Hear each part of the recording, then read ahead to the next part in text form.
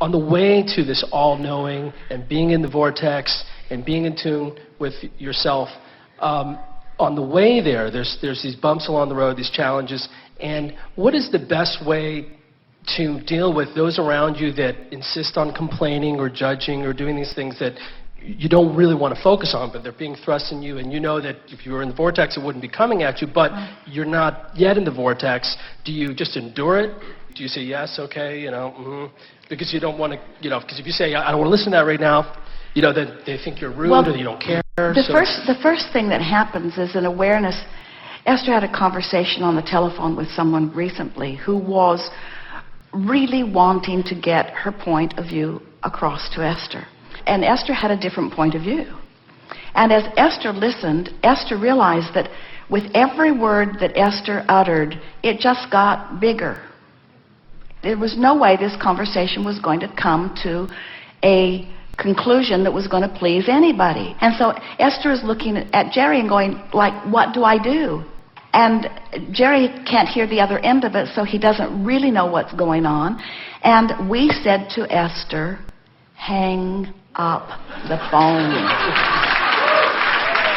Hang up the phone. In other words, do anything you can do to stop this conversation. Not because the other person is wrong and you are right, but that this is not going in the direction that is going to be pleasing. And Esther couldn't do it. She handed the phone to Jerry, and he didn't know what to do with it, and he hung it up. Because he didn't know where it was at. So what we're getting at here is withdrawal from unwanted. Now, people worry about that because they feel that they must defend themselves. But think about the exact words that we are using. There is this vortex that you are allowing or resisting. And if you're allowing it, it's the path of least resistance.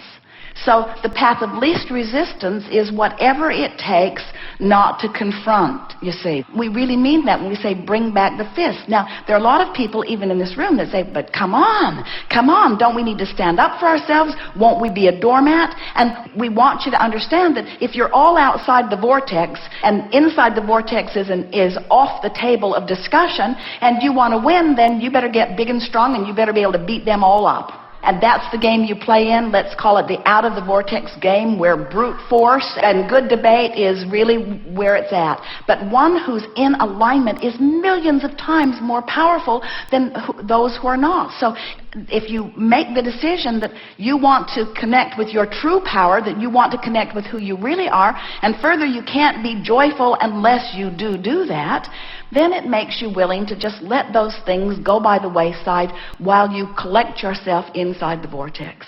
There are so many people who will convince you that you owe them an explanation. You owe them an explanation. But they don't just mean that. They mean you owe me the explanation that I want to hear. That's what and I'm not going to let you go until you say what I want to hear from you. And so what are your options? In other words, do you want to deny who you are? And this is really a big issue. It's the reason it runs so deep within so many of you. Because the day you were born, you had a guidance system that people on the planet around you, mostly outside the vortex already, were saying to you, in order for me to feel good, you need to do these things. And so right away, almost all children look to their parents and teachers, and when they're smiling, then that's good, and when they're frowning, then that's bad. In other words, and they give up their own relationship to their own vortex by letting themselves try to please this one and this one and this one and this one. But then the longer you live, the more you realize that they're all fickle and they all want different things from you, and it just drives you crazy. In other words, the longer you live, the more you realize that something is missing if you're not in alignment with who you are. So we're just suggesting in as strong a way as we can that when you finally get it, that you're not going to feel good unless you're in alignment with who you are. But we know it's a big price to pay. I have to pay the price of joy in order to find my power. That's really what we're talking about. You have to pay the price of consistent joy and happiness and appreciation and alignment in order to really come into your true power.